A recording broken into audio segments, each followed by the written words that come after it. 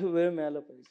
अध्यक्ष महोदय, आज मी इथे राज्यपालांच्या अभिभाषणावरती बोलण्यासाठी उभा आहे आणि राज्यपालांचं एकूण भाषण ऐकल्यानंतर आणि समोर बसलेल्या सत्ताधारी पक्षातील सदस्यांचं भाषण ऐकल्यानंतर जर राज्यपाल म्हणतायत आणि शासन म्हणताय त्या पद्धतीनं राज्य चालत असतं तर अध्यक्ष महोदय, कदाचित आम्ही विरोधी पक्ष म्हणून इथं आलो नसतो किंवा आम्हाला निवडून देण्याची गरज या राज्यातल्या जनतेला वाटली नसती. अशी परिस्थिती अध्यक्ष महोदय राज्यपालांच्या भाषणानंतर आम्हाला त्या ठिकाणी विचारता मनामध्ये येतोय.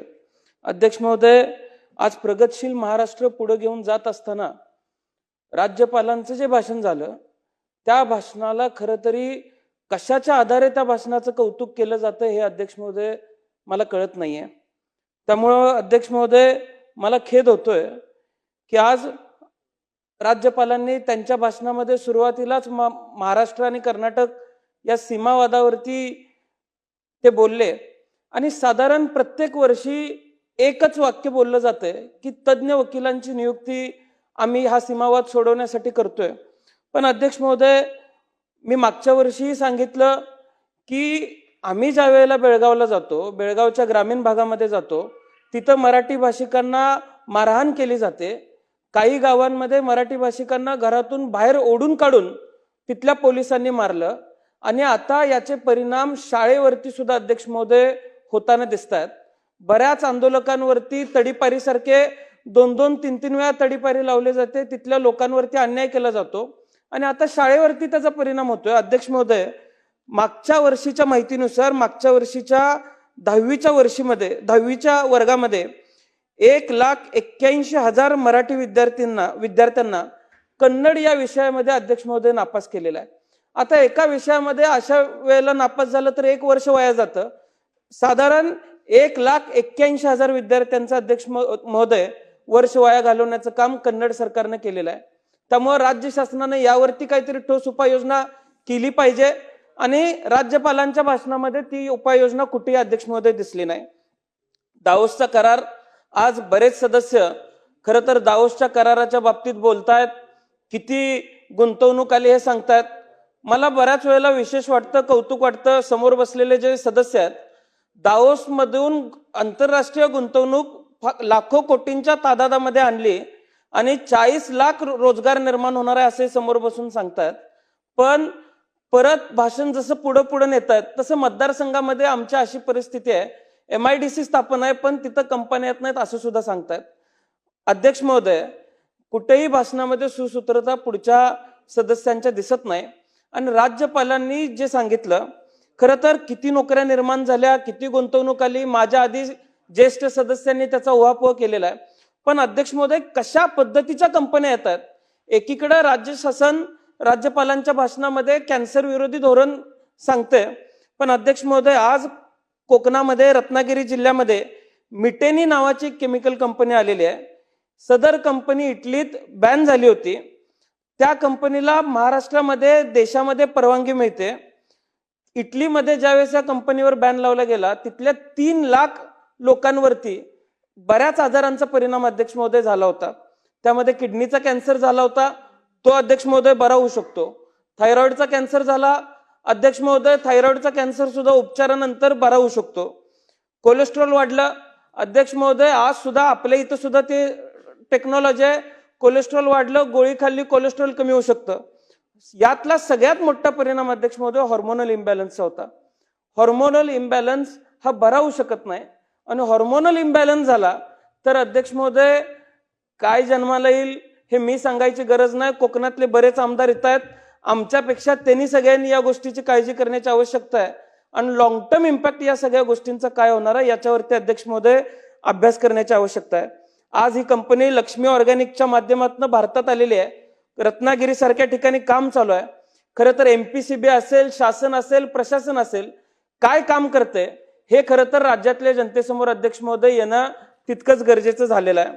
अध्यक्ष महोदय, राज्यपालांच्या भाषणामध्ये कृषी क्षेत्रावरती अगदी राणादिन थाटाटल्या योजना त्यांनी सांगितल्या, AI सांगितलं. अलीकडच्या काळात AI म्हणले की लोकांना जरा बरं वाटायला लागलेलं आहे अध्यक्ष महोदय. पण आज भारत अमेरिकेचा जो करार झालेला आहे हा करार कुठल्या दबावापोटी झाला, काय गोष्टी आहेत, याचा कुठलाही उहापोह अध्यक्ष महोदय आम्ही करणार नाही किंवा त्या खोलात जाणार नाही. पण आज जर करार आंतरराष्ट्रीय पातळीवरती झालेलाच आहे, तर महाराष्ट्रामध्ये तुम्ही कुठली समिती तयार केलेली आहे आणि त्याचा परिणाम महाराष्ट्रावरती कसा होणार आहे?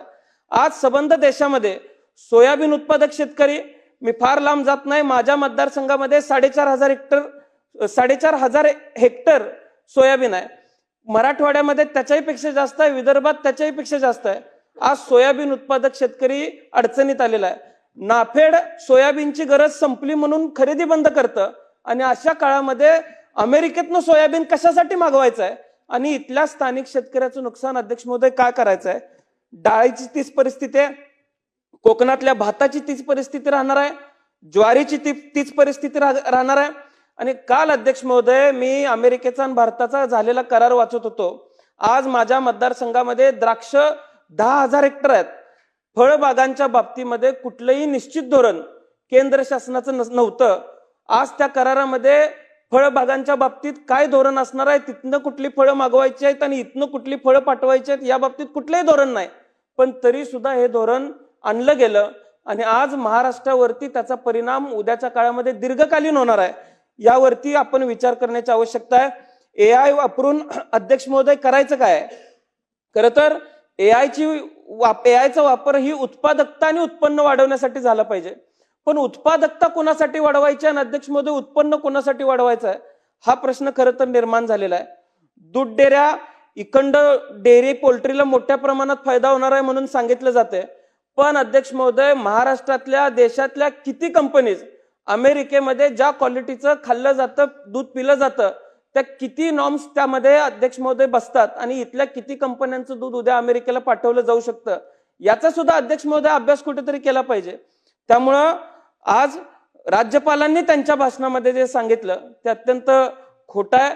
खरं तर रासायनिक खते, सूक्ष्म अन्नद्रव्ये, ट्रॅक्टर आणि या व्यतिरिक्त अध्यक्ष महोदय माझ्या मतदारसंघामध्ये बेदाणा मोठ्या प्रमाणात आहे. याच्यावरचा जीएसटी काढला पाहिजे, आम्ही सातत्यानं सांगण्याचा शासनाला प्रयत्न करतोय. मागच्या वेळेस जीएसटी स्लॅबमध्ये बदल झाले, पण त्यामध्ये कुठेही आमच्या बेदाण्याचा उल्लेख अध्यक्ष महोदय केला नाही.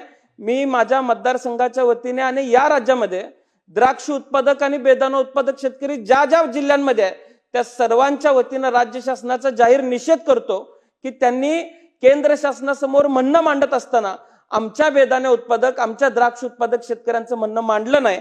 आणि आज अवैध बेदाणा, खरं तर मगाशी राणे साहेब बोलत होते, काजू बाहेरनं कसा येतोय हे त्यांनी सांगितलं आणि त्यामुळं जो लोकल काजू उत्पादक आहे त्याचं नुकसान कसं होतं हे त्यांनी सांगितलं. बेदाण्याच्या बाबतीत सुद्धा अध्यक्ष महोदय, अफगाणिस्तानवरनं नेपाळ आणि नेपाळ मार्गे भारतात आज फार मोठ्या प्रमाणात बेदाणा अध्यक्ष महोदय येतोय.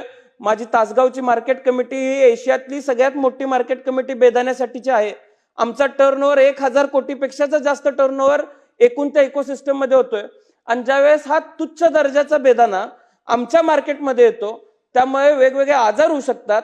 आज हा बेदाणा थांबवण्यासाठी राज्य शासनाची सुद्धा आणि केंद्र शासनाची सुद्धा कुठल्याही पद्धतीचं ठोस धोरण अध्यक्ष महोदय नाही, याचा खेद सुद्धा मला होतोय.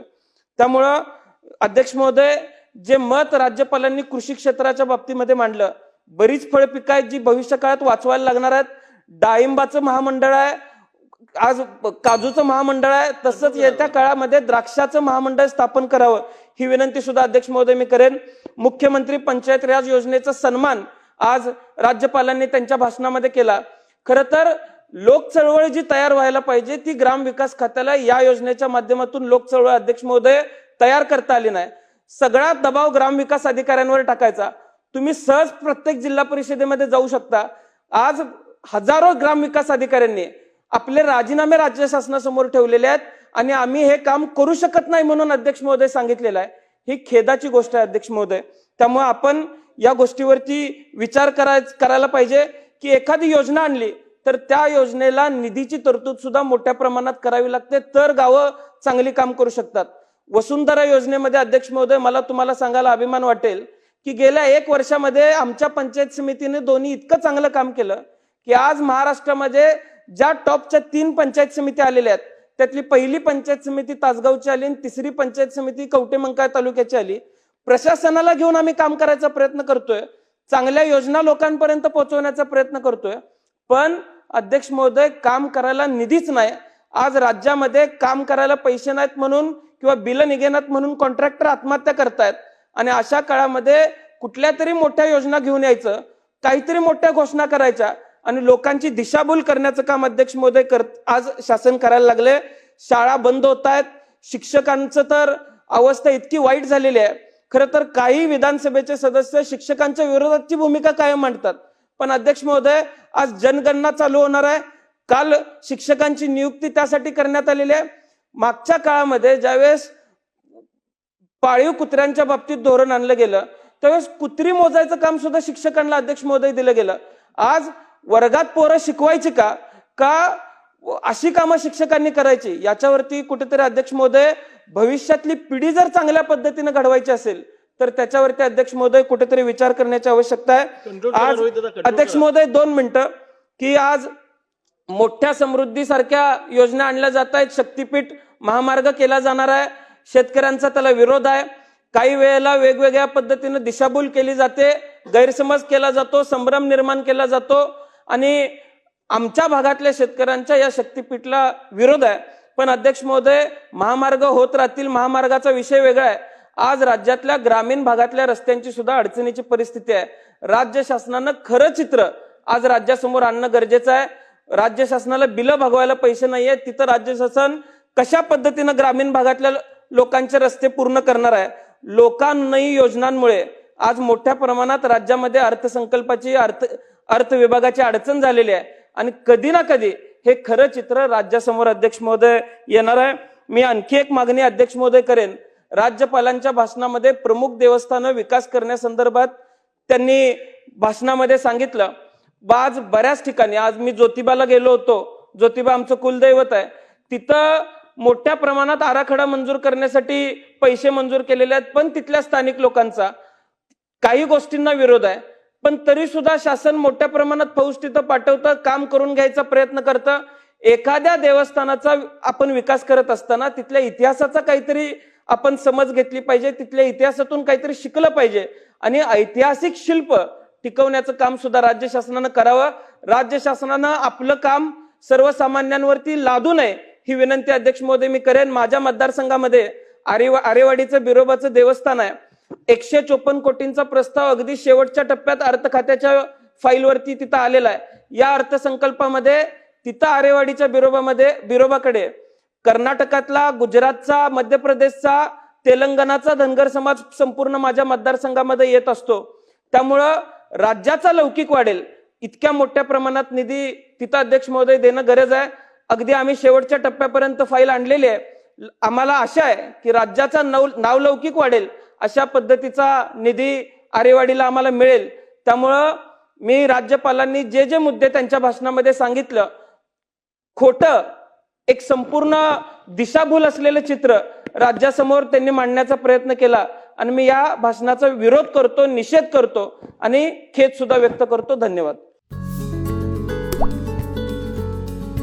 आता जोकासू एसटीपी या अत्याधुनिक जॅपनीज तंत्रज्ञानाने सुसज्ज, quick installation, energy efficient, noiseless blowers, low maintenance या आणि अशा वैशिष्ट्यांनी परिपूर्ण जोकासू एसटीपी तंत्रज्ञान प्रकल्प उभारणीपासून ते विक्री पश्चात समाधानकारक सेवा देणारी, भारताबरोबरच परदेशात देखील प्रकल्पांची यशस्वी उभारणी करणारी company Deccan water treatment private limited.